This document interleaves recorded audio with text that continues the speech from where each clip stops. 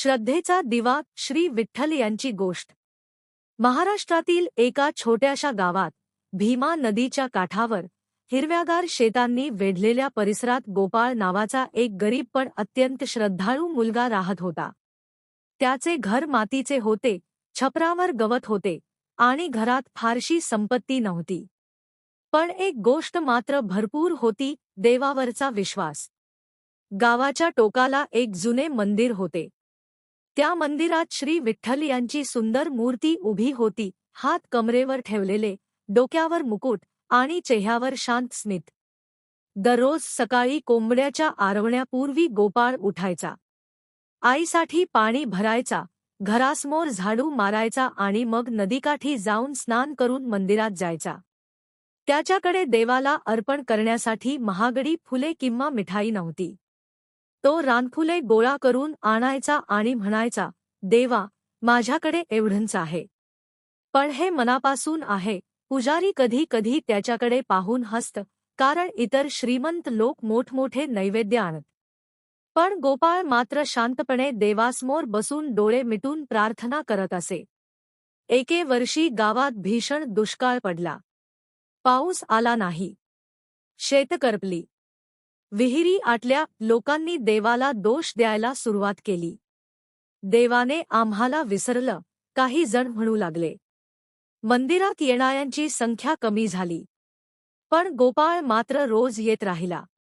तो देवासमोर बसून म्हणायचा, देवा, मला माहीत आहे, तू आमची परीक्षा घेत आहेस। आम्ही हार मानणार नाही। त्याच्या शब्दात तक्रार नव्हती, फक्त विश्वास होता। एका दिवशी गावात एक वृद्ध वारकरी आला। त्याच्या अंगावर साधे धोतर, खांद्यावर झोळी आणि हातात टाळ। तो मंदिरासमोर बसून अभंग गाऊ लागला। त्याचा आवाज गोड आणि हृदयाला भिडणारा होता। गोपाळ त्याच्या जवळ बसला। वारकरी म्हणाला, बाळा, तू रोज येतोस का इथे? गोपाळ म्हणाला, हो देव माझा मित्र आहे, मित्राला सोडून कसं चालेल?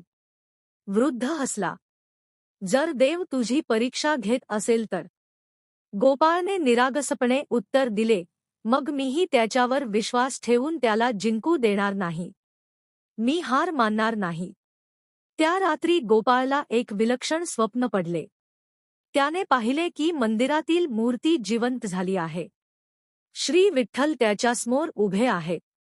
त्यांच्या डोळ्यात प्रेम होते। देव म्हणाले, गोपाळ, तू मला फुलं दिलीस, पण त्याहून मौल्यवान तुझा विश्वास दिलास। लोक सुखात असताना माझं नाव घेतात, पण दुःखात मला विसरतात। तू मात्र दुःखातही माझ्या जवळ राहिलास। गोपाळने नम्रपणे विचारले, देवा, मग आमच्या गावात पाऊस कधी येईल?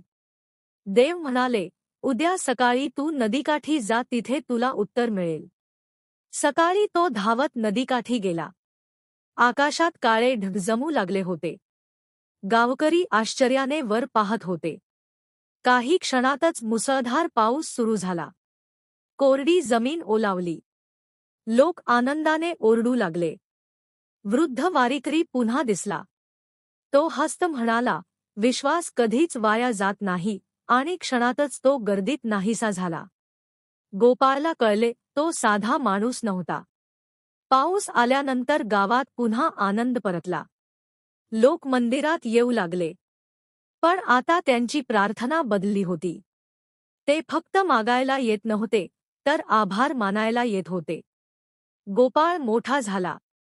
त्याने गावात विहिरी दुरुस्त केल्या, झाडे लावली आणि लोकांना सांगितले, देवावर विश्वास ठेवा, पण स्वतःचे कर्तव्यही करा। त्याचे शब्द लोकांच्या मनात घर करू लागले। एकदा एका श्रीमंत माणसाने त्याला विचारले, तुला देवाने दर्शन दिलं का खरंच? गोपाळ हसला, देवाचं खरं दर्शन डोळ्यांनी नाही, मनाने होतं।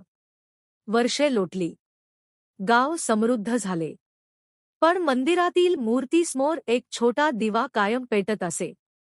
लोक म्हणत, हा गोपाळच्या श्रद्धेचा दिवा आहे।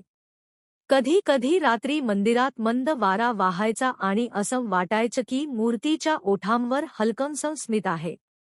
जणू देव म्हणत आहेत, जो माझ्यावर विश्वास ठेवतो, त्याला मी कधीच सोडत नाही. शिकवण. श्रद्धा ही संपत्तीपेक्षा मोठी असते. दुःखातही देवावरचा विश्वास सोडू नये. देवावर विश्वास ठेवताना स्वतःचे कर्तव्य करणेही तितकेच महत्त्वाचे आहे.